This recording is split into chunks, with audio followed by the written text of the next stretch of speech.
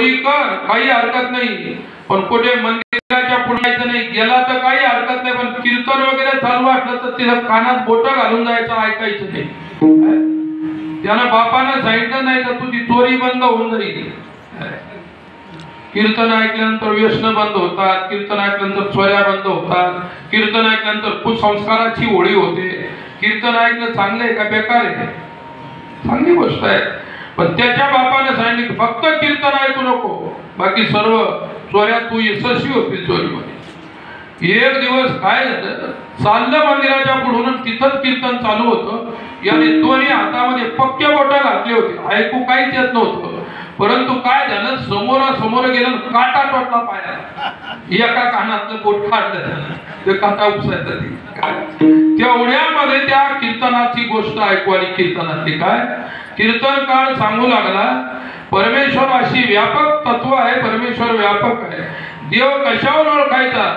काय, ज्याच्या पुढे गेल्यानंतर ज्याची पावलं जमिनीवर टेकत नाही त्याला म्हणायचं देव, आणि ज्याची सावली पडत नाही त्याला म्हणायचं देव.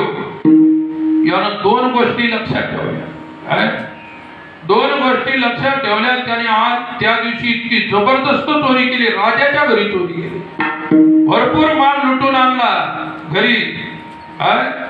मग राजाचे शिपाई चोरीचा शोध करू लागले. विठ्ठल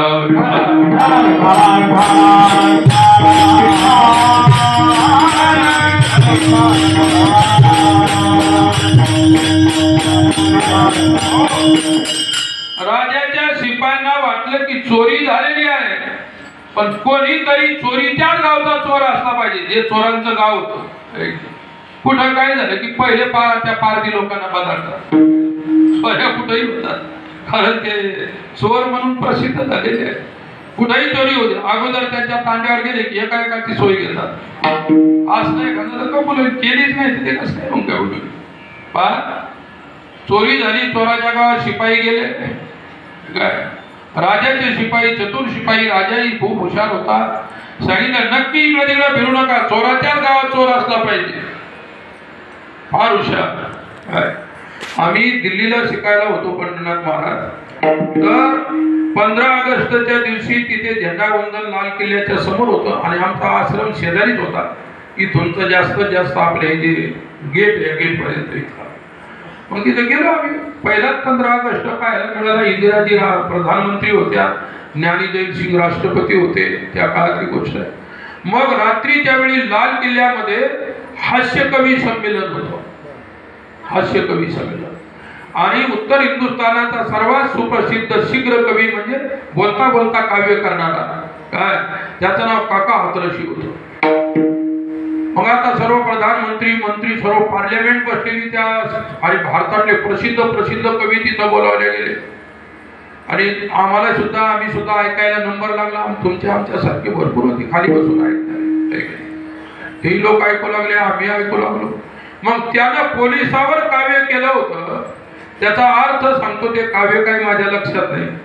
अर्थ असा होता की समजा जर्मनीमध्ये चोरी झाली, किती सूक्ष्म चोरी करू द्या, किती त्या ठिकाणी सूक्ष्मतेनं चोरी करू द्या, 1 महिन्याच्या पोलीस त्या चोराला पकडल्याशिवाय राहत नाही. 1 नंबर. 2 नंबर, फ्रान्स मध्ये 3 वारामध्ये त्याला पोलीस पकडल्याशिवाय राहत नाही. कशी चोरी करा तुम्ही. मग इंग्लंड मध्ये आणलं, 15 दिवसाच्या आत त्या ठिकाणी कशी चोरी होऊ द्या, 15 दिवसाच्या आत एका देशाचं सांगू लागला तो. मग अमेरिकेत आला, अमेरिकेमध्ये कशी चोरी होऊ द्या, 7 दिवसाच्या आत चोर पकडले गेले पाहिजे. आणि मग आला भारताचा नंबर. कोणाचा नंबर आला? तो म्हणाला भारताचे पोलीस चोरी व्हायच्या अगोदरच त्यांना चोरही माहित असतात, सर्वच माहित असतात. ही प्रगती भारताच्या चोरांची, पोलिसांची. असे लोक असले, ते प्रधानमंत्री असू लागला, राष्ट्रपती असू लागला, होम मिनिस्टर तोही असू लागला, पोलीसही उभे होते तेही असू लागले. म्हणजे ते निर्लज्ज म्हणायचे का चांगले म्हणायचे? म्हणजे आपल्या पोलिसांची इतकी बदल आहे. चोरी व्हायच्या आतच त्यांना माहित असतं चोर कुठं चोरी करेल, कोण चोर आहे. म्हणजे इतका अभ्यास नामक आहे भारताचा बाकीच्या पेक्षा. बरं आहे. तर मी सांगत होतो की राजाचे शिपाई तिथं गेले त्या चोराच्या गावात. शिपाई म्हणाले असं कोणीच कबूल होणार नाही, कारण ते गावच चोरांचं आहे. पण कोणाकोणाच्या घरी जाऊन कोणाकोणाला विचार. मग त्या शिपायानं काय केलं, त्यानं ते वस्त्र आपले ते पोलिसाचा ड्रेस होता तो काढून टाकला आणि त्यानं काली मातेचं सोंग घेतलं. दुसऱ्या पोलिसाला सांगितलं आपल्या गावामध्ये एक पडकं मंदिर होतं, त्याच्यामध्ये हे अगोदरच जाऊन बसले होते. रात्री अंधारात काली मातेचं रूप घेतलं आणि त्याच्यामध्ये उभा राहिला. दुसरा पोलीस होता, त्याने लगेच गावात प्रचार करायला सुरुवात केली. काय ज्याने जी ही चोरी केली असेल आणि त्या चोरीचा माल जर त्याने काली मातेला 4 आणे माल जरी वाहिला तर 1 रुपया त्या ठिकाणी माल मिळेल. काय 1 रुपया. 1 जरी तोळा असेल तर 100 तोळे मिळतील, 25 तोळे असेल तर हे मिळेल. आणि राजाचा माल राजा ओळखीचा होता, तो जो काही माल असतो ज्याचा त्याचा अलंकार वगैरे त्यांना माहित होतं. फक्त माल इथं आला पाहिजे, ज्यानं आणला त्याला पकडायचं चोर म्हणून, अशी हुशारी केली. आणि मग लोक ते चोर होते टाकू लागले तिथं आणून. यानं पाहिलं अगोदर देव कसा आहे पाहतो. कीर्तनात सांगितल्यासारखं आहे का, देवाचे पाय जमिनीवर टेकलेले नसतात. आता हे माणूस होतं, याचे पाय जमिनीवर टेकलेले होते. ते म्हणे देव दिसत नाही.